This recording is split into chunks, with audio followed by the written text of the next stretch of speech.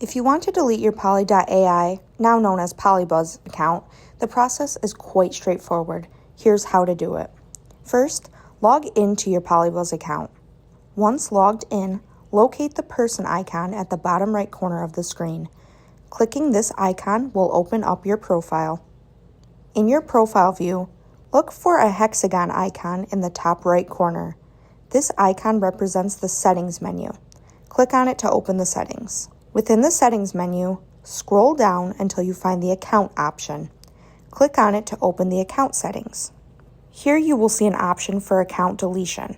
Clicking this will bring up an agreement that you need to read carefully. This agreement includes crucial information such as permanent deletion, meaning all data, including characters, search history, chat logs, favorites, memories, interaction data, and order records will be permanently deleted and cannot be recovered.